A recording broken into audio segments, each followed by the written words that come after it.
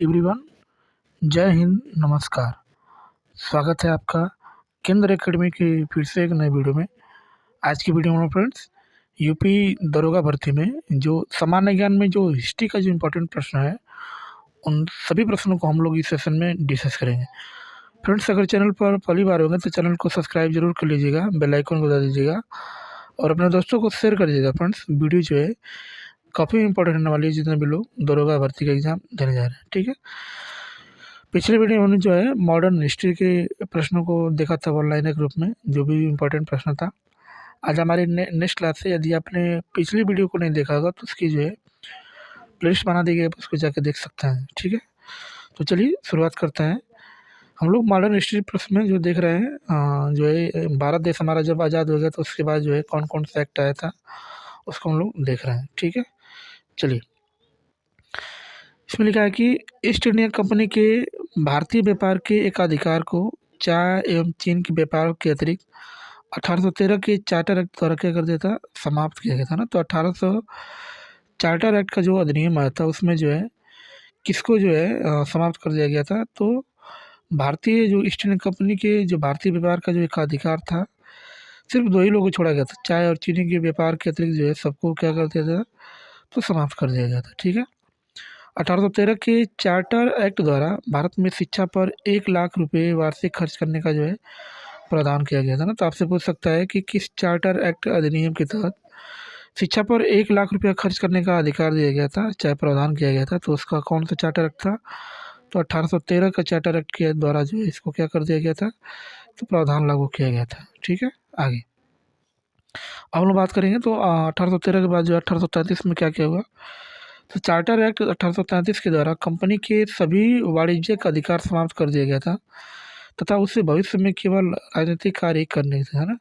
तो 1833 के तहत पूरा जो है जितना भी वाणिज्यिक अधिकार था सबको समाप्त कर दिया गया था। ठीक है, चार्टर एक्ट द्वारा 1833 के द्वारा बंगाल का गवर्नर जनरल अब समूचे भारत का जो है गवर्नर जनरल बन गया था ना। तो जो बंगाल का गवर्नर जनरल था वो जो है पूरे भारत का जो है गवर्नर जनरल बन गया था। किस एक्ट के तहत, तो 1833 एक्ट के तहत जो है पूरा भारत का बन गया था। ठीक है, आगे अगर बात करेंगे तो इस अधिनियम के द्वारा कानून बनाने के लिए गवर्नर जनरल की परिषद में एक कानूनी सदस्य चौथे सदस्य के रूप में जो है सम्मिलित किया गया था।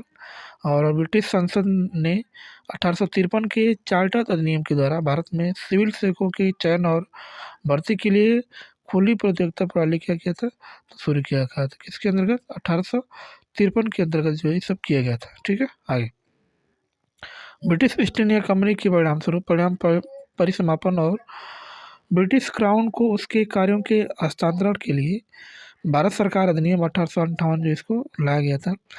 1858 के भारत सरकार अधिनियम के तहत, जिसको हम लोग गवर्नमेंट ऑफ इंडिया एक्ट 1858 कहते हैं, इसके अंतर्गत क्या हुआ था, तो इसके द्वारा भारतीय प्रशासन का नियंत्रण कंपनी से छीनकर जो है किसको दे दिया गया था, तो ब्रिटिश राजमुकुट को जो है इसको सौंप दिया गया था 1858 के भारत सरकार अधिनियम के द्वारा। ठीक है, इंडियन काउंसिल एक्ट 1861 के द्वारा गवर्नर जनरल को अध्यादेश जारी करने का शक्ति प्रदान कर दिया गया था ना। तो किस एक्ट के तहत, तो 1861 के तहत जो है गवर्नर जनरल जो था उसको ले अध्यादेश जारी करने का अधिकार प्रदान किया गया था 1858 के तहत। ठीक है, आगे ये अध्यादेश आधिकारिक 6 माह तक लागू हो सकता है ना। तो जो अध्यादेश था कितने महीने तक लागू हो सकता है, तो 6 महीने तक इसको लागू कर सकते हैं। 1861 के भारतीय परिषद अधिनियम के द्वारा वायसराय की जो परिषद को कानून बनाने की शक्ति जो है प्रदान की गई थी, जिसके तहत लॉर्ड कैनिंग ने विभागीय प्रणाली की जो है क्या किया था, तो उन्होंने जो है इसको शुरुआत किया था। ठीक है, आगे आगे हम लोग बात करेंगे। तो भारतीय परिषद अधिनियम 1861 के द्वारा कानून बनाने के लिए वायसराय की कार्यकारी परिषद में न्यूनतम 6 और अधिकतम 12 अतिरिक्त सदस्यों की जो है नियुक्ति से उसका क्या हुआ था, तो विस्तार किया गया था। नियुक्ति से किसका किया गया था, तो इसको विस्तार किया गया था। बॉम्बे, मद्रास, कलकत्ता उच्च न्यायालयों की स्थापना की बात करेंगे तो संसद द्वारा भारतीय उच्च न्यायालय अधिनियम 1861 के तहत 1862 ईस्वी में जो है यहाँ पर किया गया था उच्च न्यायालय की स्थापना 1862 में। कहाँ किया गया था, तो बॉम्बे में, मद्रास में और कलकत्ता में जो है यहाँ पर जो है उच्चतम न्यायालय अधिनियम जो है 1861 के तहत 1862 ईस्वी में किया गया था, तो स्थापना किया गया था। ठीक है, पार्लियामेंट्री सुधार वर्ष 1909 ईस्वी में जो है कब पेश हुआ था, तो 1909 ईस्वी में जो है पार्लियामेंट्री सुधार अधिनियम आया था।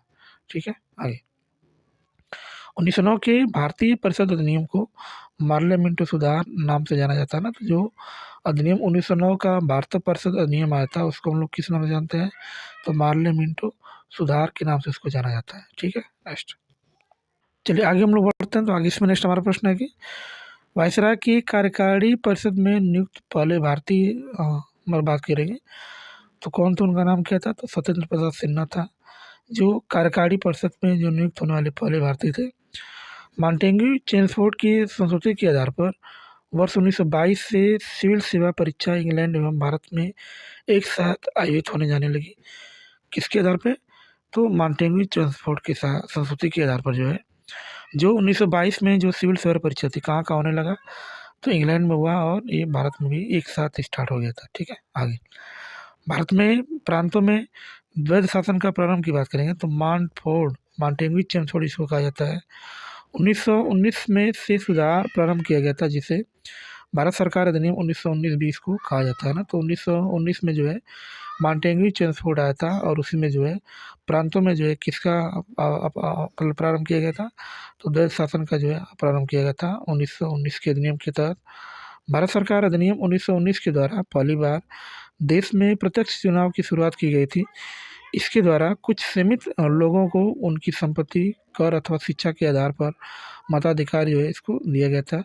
किस सरकार अधिनियम के तहत, तो 1919 के अन्य। ठीक है, आगे भारत सरकार अधिनियम 1919 के द्वारा पहली बार द्विसदनीय विधानमंडल की जो शुरुआत हुआ था। यूनाइटेड किंगडम की संसद ने भारत सरकार अधिनियम 1919 के बारे में कहा जाता है कि भारत में उदार तानाशाही और जिम्मेदार सरकार की उत्पत्ति के अंत को क्या करता है, दर्शाता है। किस अधिनियम के तहत, तो भारत सरकार अधिनियम 1919 के तहत ये सब बताया जाता है। ठीक है, आगे अगर बात करें नेक्स्ट इसमें लिखा है कि 1919 के भारत सरकार अधिनियम के पारित होने के समय भारत के राज्य सचिव, जिसको भारत राज्य सचिव कहा जाता है, एडविन मॉन्टेग्यू तथा वायसराय लॉर्ड चेम्सफोर्ड थे। इसके अंतर्गत जो है इसको किया गया था ना। तो उस समय वायसराय कौन था, तो चेम्सफोर्ड थे और सचिव कौन थे, तो उनका नाम जो है मॉन्टेग्यू था। ठीक है, एडविन मॉन्टेग्यू था, इसलिए इसको मॉन्टेग्यू चेम्सफोर्ड का अधिनियम कहा जाता है। ठीक है, वर्ष 1926 में भारत में एक लोक सेवा आयोग का क्या होता है, गठन किया जाता है। 1935 के अधिनियम के तहत लोक सेवा आयोग के स्थान पर संघीय लोक सेवा आयोग का गठन किया था ना। तो 1926 में लोक सेवा आयोग का गठन किया जाता है, लेकिन संघीय लोक सेवा आयोग का गठन कब किया जाता है, तो 1935 अधिनियम के तहत इसको किया जाता है। ठीक है, आगे हम बात करें इसमें नेक्स्ट लिखा है भारत सरकार अधिनियम 1935 के प्रावधानों के अनुसार भारत के संघीय न्यायालय की स्थापना 1937 में इसको किया जाता है। यानी संघीय न्यायालय की स्थापना कब होता है, तो 1935 के अंतर्गत कब होता है, तो 1937 ईस्वी में होता है। वर्ष 1937 के संघीय लोक सेवा आयोग ने ब्रिटिश लोक सेवा आयोग से स्वतंत्र परीक्षा आयोजित करना क्या कर दिया था, तो उन्होंने इसको प्रारंभ कर दिया गया था। ठीक है, आगे हम लोग नेक्स्ट बात करेंगे। तो निदेशक तत्व भारत सरकार अधिनियम 1935 में उल्लिखित अनुदेश पत्र से मिलते जुलते हैं। ठीक है, वर्ष 1950 में संविधान के लागू होने के बाद संघीय लोक सेवा आयोग, जिसको एफपीएस का नाम बदलकर संघ लोक सेवा आयोग कर दिया जाता है। किसके अंतर्गत, तो ये जो है 1950 के अंतर्गत ये सब कर दिया जाता है ना। ये सब किसके अंदर किया जाता है, तो 1950 के अंतर्गत जो इसका नाम बदल के जो है संघ लोक सेवा आयोग कर जाता है, यानी यूपीएससी कर जाता है। पहले इसका नाम संघीय लोक सेवा आयोग था, जिसको एफपीएस बोलते हैं। ठीक है, नेक्स्ट चलिए नेक्स्ट हम बात करते हैं। नेक्स्ट इसमें लिखा है कि 1935 के अधिनियम के द्वारा प्रांतों में द्वैध शासन समाप्त कर दिया जाता है और प्रांतों को स्वायत्तता प्रदान की गई कि केंद्र में द्वैध शासन लागू किया गया है ना। तो किस अधिनियम के तहत प्रांतों में द्वैध शासन समाप्त कर दिया गया था, तो 1935 के अधिनियम के तहत। ठीक है, भारत का वर्तमान संवैधानिक ढांचा बहुत कुछ 1935 के अधिनियम पर क्या है, तो आधारित है। ठीक है, आगे हम लोग बात करेंगे। तो नेक्स्ट इसमें हमारा प्रश्न है ऑनलाइन कि 1935 के अधिनियम के बारे में जवाहरलाल नेहरू ने कहा था कि एक कार जिसमें ब्रेक तो है पर इंजन इसमें नहीं है ना। तो 1935 के अधिनियम के बारे में किसने कहा था कि एक कार है जिसमें ब्रेक तो है पर इंजन नहीं, तो जवाहरलाल नेहरू ने कहा था 1935 के अधिनियम के बारे में।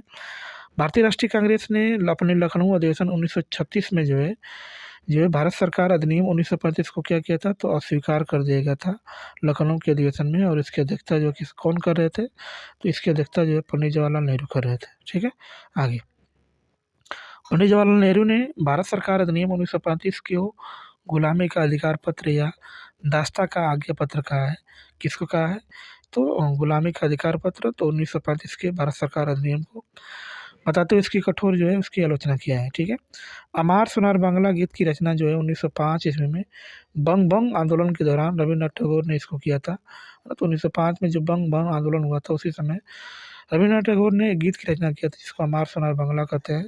और ये बांग्लादेश का क्या है, तो राष्ट्रीय गान है। ठीक है, भारत भारती के लेखक, हिंदी के प्रसिद्ध कवि और तथा राष्ट्रीय कवि की उपाधि से विभूषित मैथिली शरण कौन है, तो गुप्त है। इनकी प्रमुख रचनाएं कौन कौन है, तो पंचवटी है, साकेत है, यशोधरा है, जयद्रथ है, वध है आदि। ये सब किसकी रचना है, तो मैथिली शरण गुप्त की है। ठीक है, आगे अब लोग फ्रेंड्स मेन हमारा जो हर एक एग्जाम में इसको पूछा जाता है कि पत्र पत्रिका पुस्तकें और उसके लेखक कौन कौन है, तो उसको हम लोग देखेंगे, है ना। कौन कौन से लेखक ने जो है कौन कौन सी पत्रिका या पुस्तकों को बनाया है। जैसे महात्मा गांधी के द्वारा एक पुस्तक की रचना की जिसका नाम क्या है, तो हिंद स्वराज है। एनी बेसेंट के द्वारा क्या है, तो उसका नाम क्या है, न्यू इंडिया है। बाल गंगाधर तिलक ने जो है केसरी का जो है निर्माण किया था, केसरी का। ठीक है ना, किसमें किया था, तो केसरी का। ठीक है, आगे यही जो है मराठी में था। और दादा भाई नौरोजी ने जो है बताया था कि poverty and un British ruled India का जो है बताया था, इन्होंने रचना किया था। अबुल कलाम आज़ाद की बात करेंगे तो उन्होंने जो है इंडिया विंस फ्रीडम की जो है रचना किया था। इंडिया विंस फ्रीडम की रचना किसने किया था, तो अबुल कलाम आज़ाद ने किया था। ठीक है, आगे आगे हम बात करेंगे तो डिस्कवरी क्या लिखा है, तो डिस्कवरी ऑफ इंडिया की जो लेखक हैं उनका नाम क्या है, तो जवाहरलाल नेहरू है। एनी बेसेंट ने जो है कॉमनवेल्थ और न्यू इंडिया किया था। सुभाष चंद्र बोस ने जो है द इंडियन स्ट्रगल के नाम से रचनाएं किया था। लाला लाजपत राय ने जो है किसको क्या कौन सी रचना किया है, तो अनहैप्पी इंडिया ने जो है इसको किया है। ठीक है, आगे हम लोग बात करेंगे तो नेक्स्ट हमारा है जयप्रकाश नारायण की बात करेंगे तो टुवर्ड्स स्ट्रगल। और वही टोयो की बात करेंगे तो स्प्रिंग टाइगर जो है किया है। फिलिप टालबॉट की बात करेंगे तो इन्होंने an American India's partition witness to India's partition के बारे में जो है बताया है। और राजेंद्र प्रसाद की बात करेंगे तो इन्होंने जो है इंडिया डिवाइडेड नाम की जो है रचना किया है जिसका नाम जो है इंडिया डिवाइडेड। ठीक है, नेक्स्ट चलिए नेक्स्ट बात करते हैं रफ़ीक जकारिया की बात करेंगे तो इन्होंने द मैन वो इंडिया डिवाइडेड की रचना किया है। धर्मवीर भारती की बात करेंगे तो इन्होंने अंधा युग बताया है। एस एन बनर्जी की बात करें तो इन्होंने ए नेशन इन मेकिंग के बारे में बताया है। महात्मा गांधी की बात करेंगे तो the story of my life experiment with truth जो है इसमें बताया है, एक्सपेरिमेंट विथ ट्रूथ बताया है। ठीक है, आगे अगली बात करेंगे तो अबुल कलाम आज़ाद, क्या नाम है उनका, अबुल कलाम आज़ाद। इन्होंने अल हिलाल नामक पत्रिका बताया है। जयशंकर प्रसाद ने जो है कमायनी, महात्मा गांधी जी ने यंग इंडिया, लाला लाजपत राय जी ने ऑटोबायोग्राफिकल राइटिंग्स के बारे में जो है बताया है। ठीक है, और दुर्गादास की बात करेंगे, दुर्गादास ने तो इन्होंने क्या बताया, तो India from Curzon to Nehru and after के बारे में बताया है। सुनील गावस्कर ने रैंस एंड रूइंस के बारे में बताया है। कैथरीन मेयो ने जो है मदर इंडिया के बारे में इन्होंने रचना किया है। ठीक है, और इंदिरा गांधी की बात करेंगे तो इंदिरा गांधी जी ने internal India. B S Minhas की बात करेंगे तो इन्होंने planning and to the poor जो के बारे में इसको बताया, प्लानिंग एंड दी पुअर के बारे में जो है उन्होंने इसको बताया है। ठीक है, आगे हम बात करेंगे नेक्स्ट इस पे है कि 19वीं शताब्दी में उड़ीसा अकाल यानी 1866 से 1867 ने भीषण रूप जो है इसको धारण कर लिया था। 1866 और 67 में जो है उड़ीसा की बात करेंगे। ठीक है, इस अकाल के प्रकोप का समुद्र जिसको सी ऑफ कैलेमिटी कहा जाता है ना, तो जो अकाल उड़ीसा में पड़ा था 1866 से 1867 के इसमें से उसको प्रकोप का समुद्र कहा जाता है, सी ऑफ कैलेमिटी के नाम से उसको जाना जाता है। ठीक है, आगे अगर बात करें तो जीवी मावलंकर जो 1946 में सेंट्रल लेजिस्लेटिव असेंबली के अध्यक्ष बने थे। ऐसे प्रथम अध्यक्ष थे जिन्होंने औपचारिक विंग या त्याग कर गांधी टोपी पहनकर सदन के क्या किया था उन्होंने, तो अध्यक्षता किया था। कौन किया था, तो जब गणेश वासुदेव मावलंकर जी ने, है ना। गुरुदेव रवींद्रनाथ टैगोर की का जो को जो है महान प्रहरी यानी द ग्रेट सेंटिमेंटल को महात्मा गांधी ने कहा था। महात्मा गांधी ने इनको क्या कहा था, तो महान प्रहरी कहा था रवींद्रनाथ टैगोर को। किसने कहा था, तो महात्मा गांधी जी ने कहा था। ठीक है, आगे आगे हम बात करेंगे तो जय जवान जय किसान का सुप्रसिद्ध जो नारा है, भारत के भूतपूर्व प्रधानमंत्री लाल बहादुर शास्त्री ने कहा था। और जब भारत और पाकिस्तान के बीच जब छिड़ा था तो उसमें जो है इन्होंने कहा था जय जवान जय किसान का जो इन्होंने जो है नारा दिया था लाल बहादुर शास्त्री ने। भारत छोड़ो आंदोलन जो 9 अगस्त 1942 को प्रारंभ हुआ था, किस समय महात्मा गांधी ने कहा था कि आज़ादी हमारी पहुंच के अंतर्गत है, हम इसे कस कर या पकड़ना चाहिए ना। तो ये जो किसने कहा था, तो 1942 के दौरान महात्मा गांधी जी ने कहा था। ठीक है, आगे पंडित जवाहरलाल नेहरू ने स्वतंत्रता के पश्चात यह कहा था कि प्रत्येक वस्तु प्रतीक्षा कर सकती है परंतु कृषि नहीं कर सकता है। और जवाहरलाल नेहरू ने ये जो है जीवनीकार कौन थे, तो फ्रैंक मोरिस थे। कौन थे, जवाहरलाल नेहरू के जीवनकारी कौन थे, तो उनका नाम जो है फ्रैंक मोरिस था।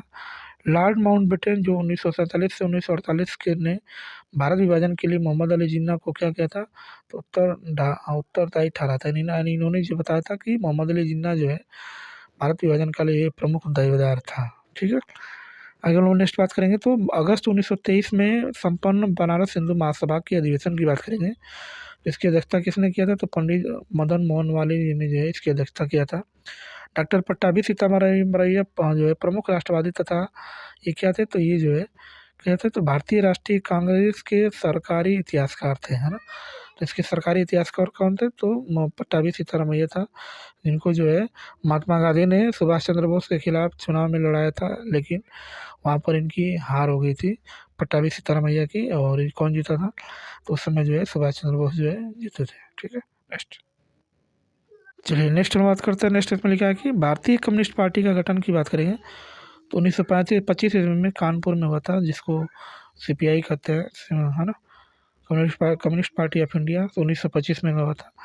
वर्ष 1929 के मध्य भारत सरकार ने भारतीय श्रम पर एक सरकार राज्य की आयोग की नियुक्ति की घोषणा किया था। और J.H. व्हिटली जो इसके क्या थे, अध्यक्ष थे। इसके कौन अध्यक्ष थे, तो J.H. व्हिटली जो इसके क्या थे, तो अध्यक्ष थे। ठीक है, बंगाल दुर्भिक्ष का वर्ष जो है 1943 में हुआ था। बंगाल दुर्भिक्ष का वर्ष जो है 1921 में हुआ था, तो 1943 में हुआ था।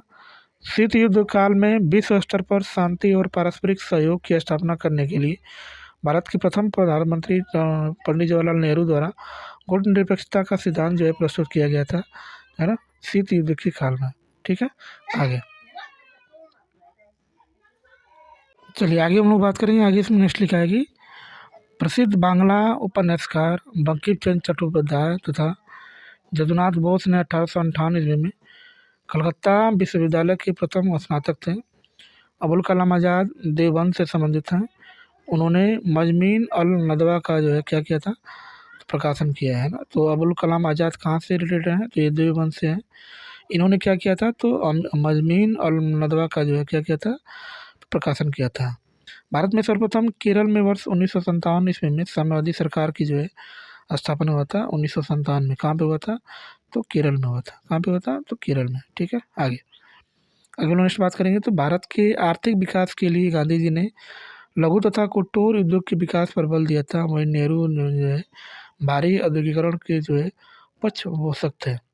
द्वितीय विश्व युद्ध के पश्चात ब्रिटिश प्रधानमंत्री बने क्लेमेंट एटली ने कहा था कि डोडो एक विलुप्त पक्षी की भांति साम्राज्यवाद और दिवंगत हो चुका है ना। तो उस समय डोडो जो है उसमें एक विलुप्त पक्षी था। ठीक है, जिसको रेड डाटा सूची में रखा गया है। फ्रांसीसी क्रांति 1789 के मध्य हुआ था, फ्रांस में हुआ था। भारत के प्रथम प्रधानमंत्री जवाहरलाल नेहरू की मृत्यु चौथी पद अवधि में हुआ था। नहीं पहली उनकी अवधि जो है 1947 से 1952 थी। 1952 से 1957, 1957 से 1962। और उसकी बात करेंगे हम लोग तो 1962 से 1964 के दौरान 27 मई सन 1964 ईस्वी को जो उनकी क्या हो गई थी, तो मृत्यु हो गई थी। पंडित जवाहरलाल नेहरू की बात करेंगे। ठीक है, आगे जवाहरलाल नेहरू ने संसद सदस्य के रूप में इलाहाबाद और प्रयागराज के रूप में फूलपुर संसदीय क्षेत्र का प्रतिनिधित्व करते थे, है ना, जवाहरलाल नेहरू। 1953 से 1967 के बीच पारदीस सत्याग्रह आंदोलन ने छोटे किसानों का आह्वान किया था और वे निजी जमीनों में प्रवेश कर स्वयं अनाज उगाने का क्या किए थे, तो जोखिम उठाए थे, जो खेती बाड़ी में उनको कोई रुचि न रखने वाले जमींदारों के कब्जे में था। ठीक है, आगे वर्ष 1999 में करगिल विवाद के दौरान भारत ने पाकिस्तान के विरुद्ध सफल सैन्य कार्रवाई की थी, जिससे ऑपरेशन विजय की जो है संज्ञा दिया गया था। भारत के भूतपूर्व प्रधानमंत्री स्वर्गीय चौधरी चरण सिंह की स्मृति में प्रतिवर्ष 23 दिसंबर को हम लोग क्या मनाते हैं, तो भारतीय किसान दिवस के रूप में इसको मनाया जाता है 23 दिसंबर को। किसकी याद में, तो चौधरी चरण सिंह है। प्रथम अखिल भारतीय समाजवादी युवा कांग्रेस का जो है कलकत्ता में 27 दिसंबर सन 1928 ईस्वी को क्या हुआ था, तो संपन्न हुआ था। ठीक है, वाह, ठीक है। तो चलिए फ्रेंड्स, वीडियो को यहीं पे समाप्त करते हैं। वीडियो आपको कैसे कमेंट करके जरूर बताएं। कमेंट करके ये बताएं कि आप यूपी के किन किन डिस्ट्रिक्ट से इस वीडियो को देख रहे हैं। फिलहाल चैनल पर पहली बार होंगे तो चैनल को सब्सक्राइब जरूर कर लीजिएगा, बेल आइकन दबा दीजिएगा। मिलते हैं नेक्स्ट क्लास में ऐसे ही शानदार प्रश्नों के साथ। तब तक के लिए बाय और जय हिंद फ्रेंड्स।